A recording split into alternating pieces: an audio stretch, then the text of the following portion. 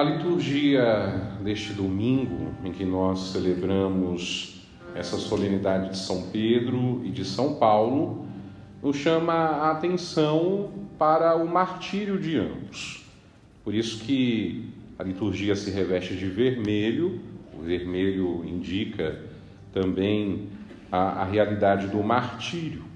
E logo a antífona de entrada da missa nos lembrava disso, quando fazia referência aos santos, São Pedro e São Paulo, que na sua vida terrena fecundaram com o próprio sangue a igreja, beberam do cálice do Senhor, ou seja, foram associados assim à paixão de Cristo e se tornaram amigos de Deus, entraram de modo definitivo no convívio dos santos. Numa só celebração, a liturgia, então, une Pedro, que é a cabeça da igreja, que é o chefe da igreja escolhido pelo próprio Cristo, como nós acabamos de ouvir no Evangelho, e Paulo, aquele que teve uma experiência com o ressuscitado e tornou-se, então, o apóstolo das nações, porque São Paulo evangelizou praticamente todo o mundo conhecido na sua época. Eles dois são apóstolos e, junto com os outros apóstolos, são alicerces vivos da igreja. Igreja que hoje nós fazemos parte, que no início foi plantada nessa terra, por meio das alegrias, das fadigas, graças à pregação de ambos, graças à entrega, à oferta também de ambos, e também essa igreja ganhou força, com o fermento do sangue de ambos, que foram derramados por amor de Cristo, por amor do Evangelho. É esse o primeiro aspecto que a liturgia ilumina para nós nesse dia, o fato do martírio de Pedro e Paulo, que, segundo a tradição, morreram da seguinte forma: Pedro, crucificado de cabeça para baixo, porque quando ele vê que a causa da sua morte será a crucifixão, ele diz: eu não sou digno de morrer como meu Senhor. E aí os algozes colocam a cruz de cabeça para baixo. E Paulo é decapitado, depois de um longo período de prisão também. As duas leituras nos falam de momentos em que os apóstolos estiveram presos, justamente para nos remeter a essa realidade do martírio. A primeira, retirada do livro dos Atos dos Apóstolos, recordou para nós uma das muitas prisões que Pedro sofreu, ordenada, como as outras, pela autoridade política da época, que, semelhante no processo que aconteceu com o Senhor Jesus Cristo, age não porque Pedro está cometendo algum crime, mas age porque quer agradar aos judeus. E assim, Pedro, ele é envolvido na mesma sorte de Jesus. E não pode ser de outro modo, porque se cumprem sobre Pedro, apóstolo, chefe da igreja, aquelas palavras que Jesus ainda tinha dito em vida, de que o discípulo não pode ser maior que o seu Senhor, que o seu mestre. E outra ainda, aonde Jesus avisa: olha, se a mim estão perseguindo, perseguirão a vocês também. Porém, essa prisão que nós ouvimos, que Pedro sofreu, segundo os Atos dos Apóstolos, ainda não é a prisão definitiva. Ainda não chegou a hora suprema em que Pedro entregará a sua vida por amor a Cristo, por amor à igreja e ao Evangelho. Nos chama a atenção nessa leitura, sobretudo, que, enquanto ele estava preso, a igreja não cessou de orar. A igreja orou de forma incessante a Deus por ele. Deus envia então o seu anjo que liberta Pedro da prisão. Esse fato da oração da igreja pelo seu chefe, pelo seu papa, pelo seu líder, é muito importante e nós vamos retomar no final dessa reflexão. Depois, Na segunda leitura, nós também encontramos Paulo apresentado a nós na realidade da prisão. Diferente de Pedro, para ele sim, essa é a prisão definitiva. É a última prisão pela qual o apóstolo passará. Portanto, ela terminará com a condenação à morte. Paulo escreve para um dos seus discípulos, para Timóteo. E a gente vê nas palavras de Paulo que nós escutamos que ele está muito ciente da condenação que ele vai sofrer. Ele está ciente de que a morte é iminente. Mas as palavras de Paulo não trazem nenhum tipo de revolta, nenhum tipo de amargura, nenhum tipo de medo diante da iminência da morte. Talvez qualquer outra pessoa, sabendo que iria morrer, não apresentasse uma tranquilidade tamanha como São Paulo apresenta nessas palavras. Ele se mostra sereno, ele demonstra, inclusive, que está alegre, por saber que, por fim, ele dará de modo definitivo a vida pelo Evangelho. Daí as palavras que escutamos, ele dizer: eu estou preparado, eu vou ser imolado, eu vou ser entregue em sacrifício e o instante da minha libertação se aproxima. Combati o bom combate, terminei a minha carreira, guardei a fé. Resta-me agora receber a coroa de glória, a coroa de justiça que o justo juiz tem reservado para aqueles que o amam, que o seguem. É com essa serenidade, que São Paulo está a viver aqueles últimos dias de vida e a preparar-se para aquele momento aonde ele vai entregar a sua vida, derramar o seu sangue por amor a Cristo e ao Evangelho. Acho que é importante a gente dizer que na época dos apóstolos, bem como nos primeiros séculos da vida da igreja, o martírio era algo quase que comum, era um dom, almejado inclusive, porque era um recurso que os inimigos de Cristo, da comunidade de Cristo, da fé em Cristo, usavam para tentar fazer com que aquelas pessoas servissem de exemplo para que outras pessoas não abraçassem a fé em Cristo, não crescem no Evangelho, não ingressassem na igreja, mas o efeito era contrário. Quanto mais martírios eram sofridos, maior o número dos cristãos, mais cristãos se juntavam à comunidade cristã. Dos apóstolos todos, somente João que não sofreu martírio, todos os outros sofreram. E naqueles 3 primeiros séculos de vida da igreja, as perseguições são grandes, são sistematizadas, ou seja, são organizadas, é feito inclusive grandes espetáculos com as mortes dos cristãos em jogos que tiravam a vida desses. E quando a gente faz uma busca histórica para ler os relatos desses martírios, as atas desses martírios, a gente vê um profundo testemunho de fé, porque os cristãos eram levados à morte, mas não iam com medo, não iam sofrendo, não iam reclamando, passavam aqueles dias de cativeiro rezando, e é impressionante o número de testemunhos que mostra que a morte dos cristãos, na realidade do martírio, eram acompanhadas de orações, da recitação dos salmos, de outros cânticos que já nasceram ali na comunidade cristã.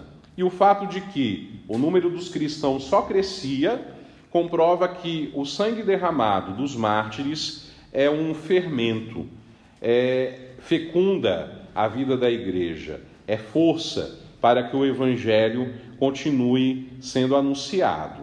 São Paulo e São Pedro são protagonistas nessa realidade, bem como os outros apóstolos. E quando a gente se coloca a meditar a respeito do martírio de ambos, a gente percebe que Essa realidade de prisão, de martírio, só atesta para nós que verdadeiros discípulos de Cristo são aqueles que, como eles, sabem enfrentar por Jesus, pelo Evangelho, pela Igreja, a qual estão a serviço os tribunais, as perseguições, as calúnias, as dores, o sofrimento e até mesmo o próprio martírio. Mostram para nós, ao mesmo tempo, que Cristo não abandona os seus apóstolos perseguidos. Ele vem em auxílio para salvá-los dos perigos. Ele vem em auxílio para nos salvar dos perigos também, como Pedro foi libertado do cárcere ou como Paulo foi consolado na prisão. Paulo tem essa consciência, quando na mesma carta que nós escutamos o trecho, ele afirma que foi o Senhor que o sustentou, foi o Senhor que lhe deu forças, o Senhor que o livrou e o livrará de todo o mal e o salvará, para que ele esteja também presente um dia no seu reino celestial. Para o discípulo que, como Paulo, deseja unir-se a Cristo, o martírio é libertação. Por isso que São Paulo dizia: aproxima-se o momento da minha libertação definitiva, porque através do mistério da morte, ele será introduzido de modo definitivo no convívio dos eleitos, na glória do seu Senhor. Esse é o primeiro aspecto que a liturgia de hoje, nessa solenidade do martírio de São Pedro e São Paulo, nos leva a refletir. Uma segunda coisa, um segundo aspecto que a palavra de Deus nos ilumina é o mistério que é a igreja. Porque a gente escutou no Evangelho a recordação daquele dia em Cesareia de Filipe, no qual Jesus pergunta a todos os apóstolos o que as pessoas estão dizendo dele, quem as pessoas acham que ele é. E é colocada nos lábios de Pedro a profissão de fé, que não é só de Pedro, é dos apóstolos, é de toda a igreja.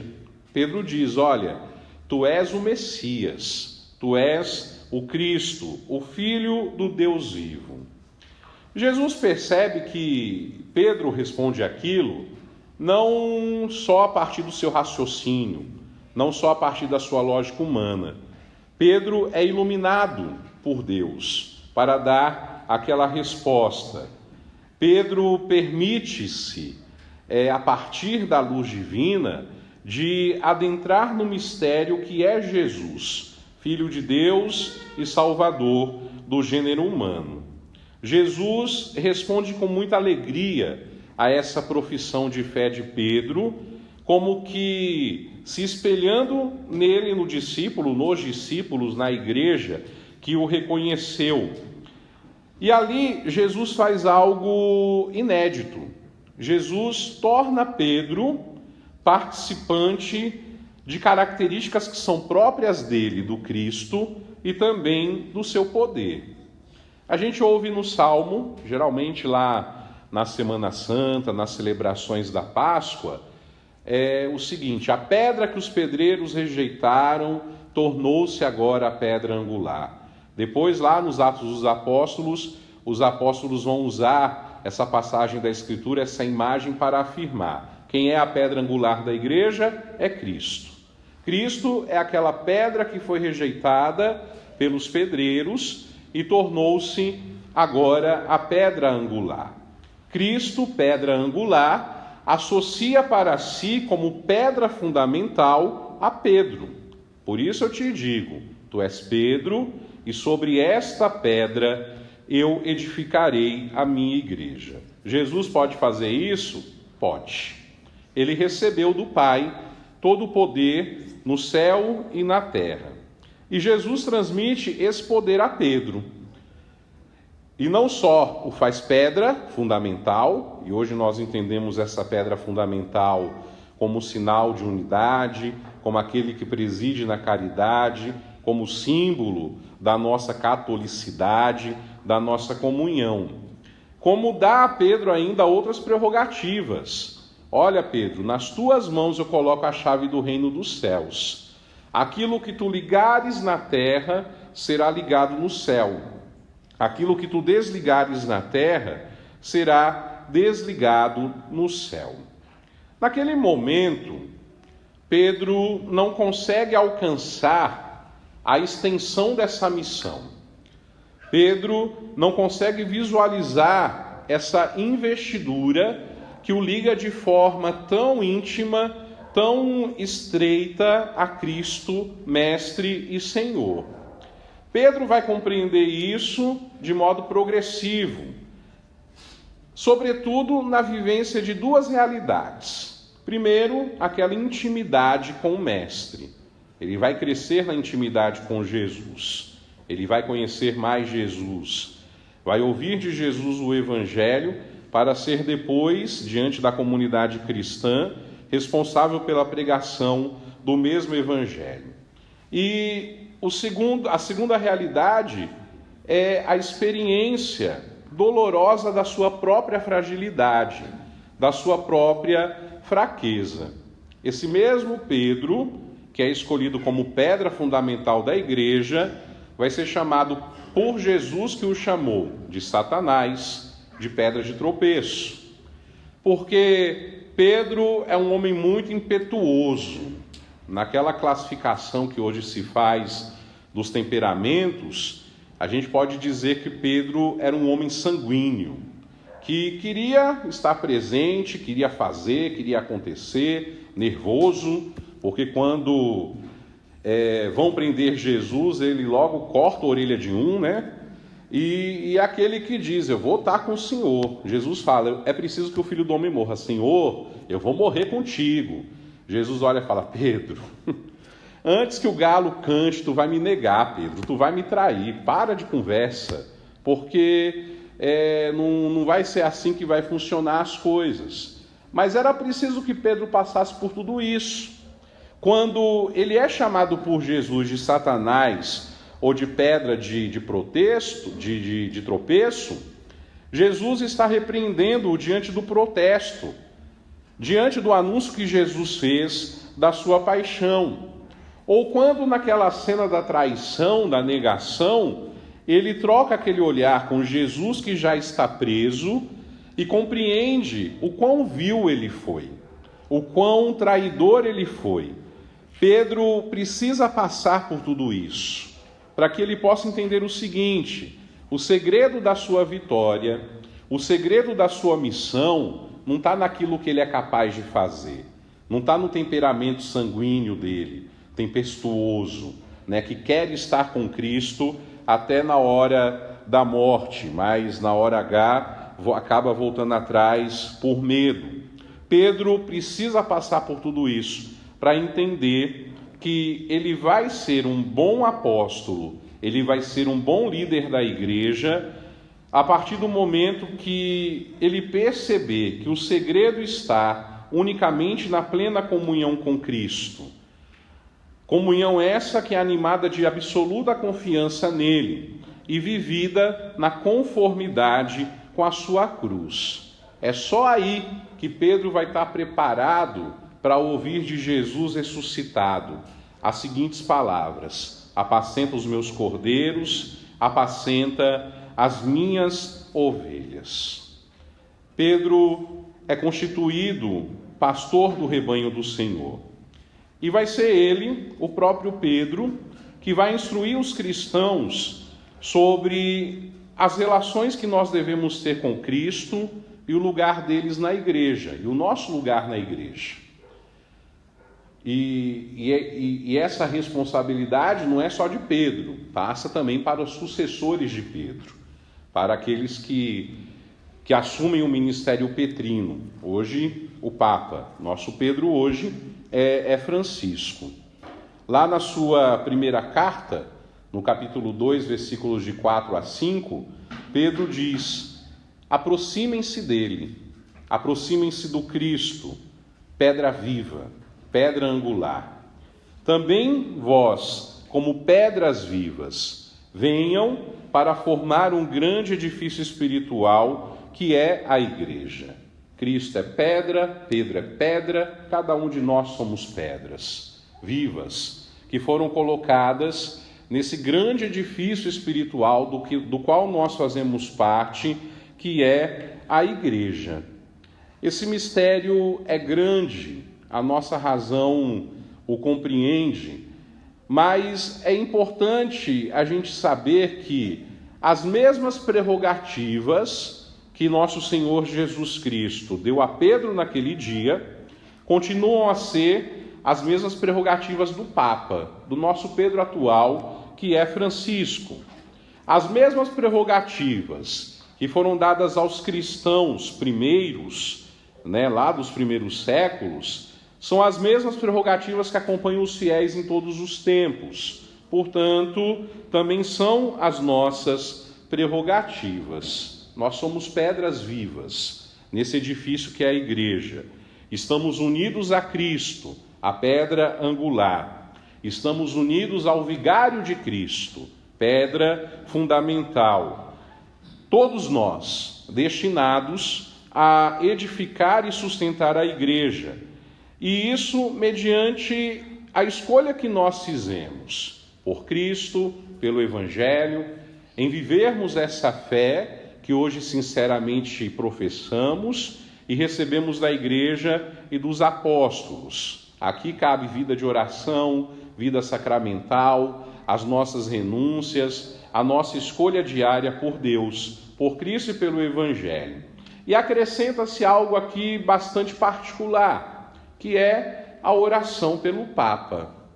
A imitação das primeiras comunidades cristãs, que quando viram o seu chefe preso, rezaram dia e noite, incessantemente a Deus por ele, pela sua libertação. A gente tem que rezar pelo Papa.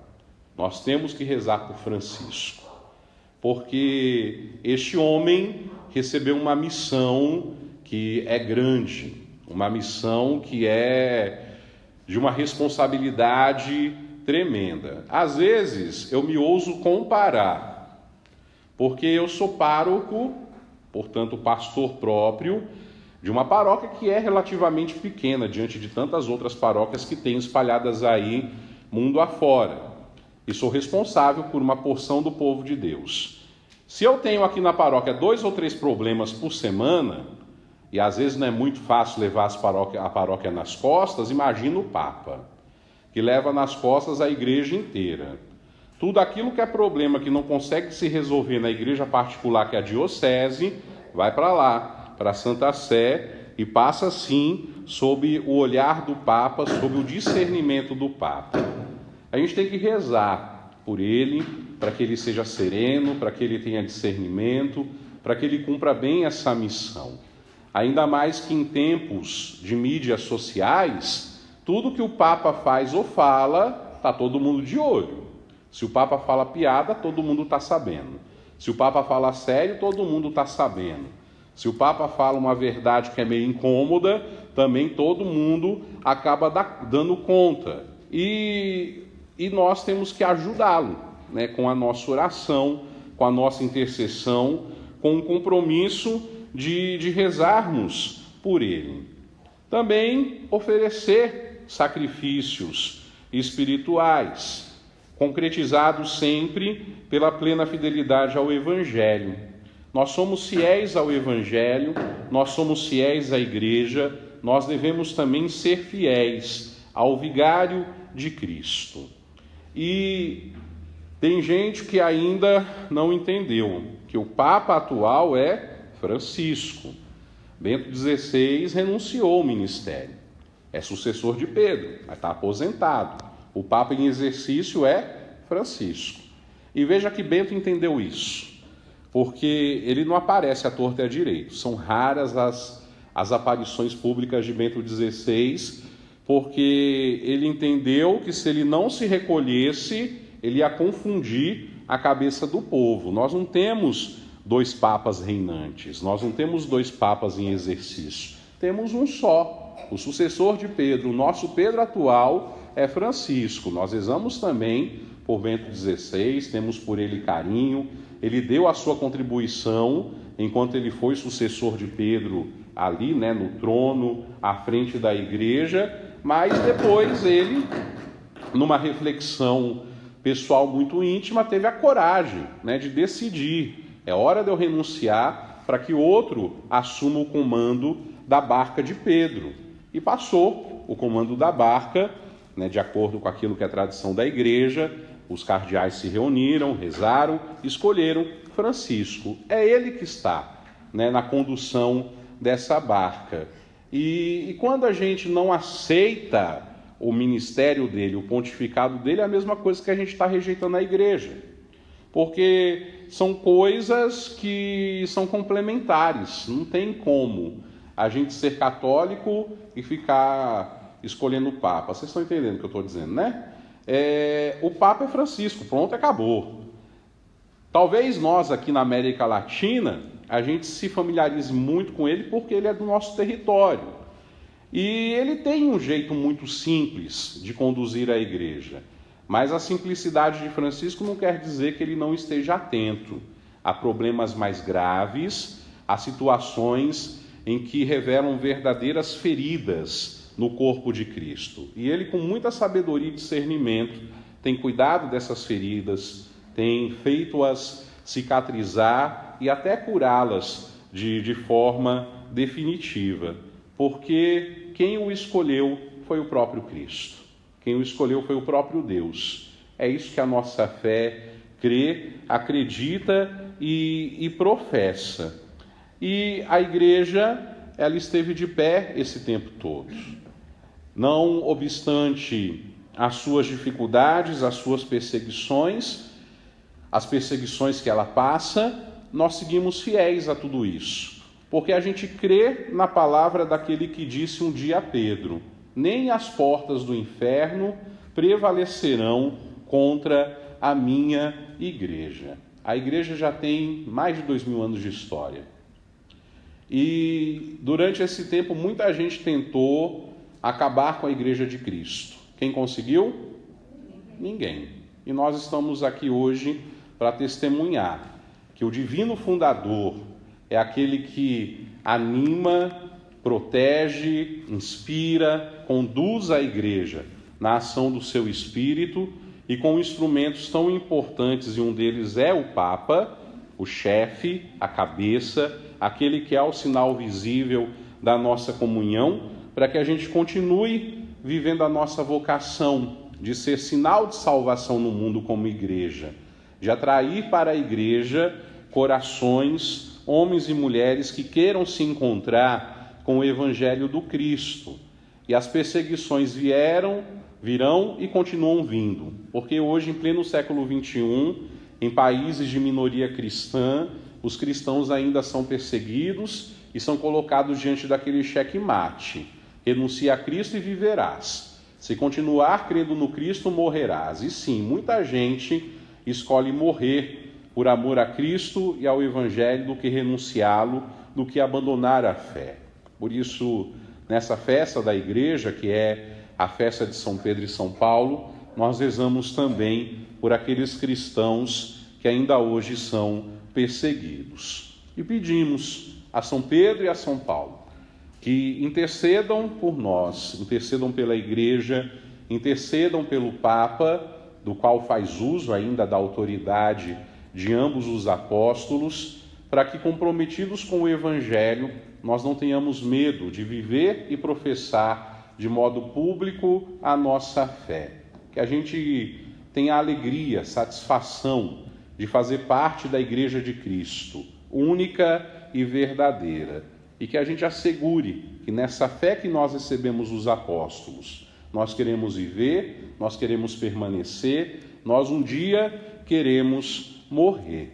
E façamos a nossa parte, naquilo que está ao nosso alcance, para que o corpo de Cristo cresça e seja conhecido cada vez mais no mundo, na realidade que nós vivemos. São Pedro e São Paulo assim intercedam pelo Papa, por nós, por toda a Igreja. Amém.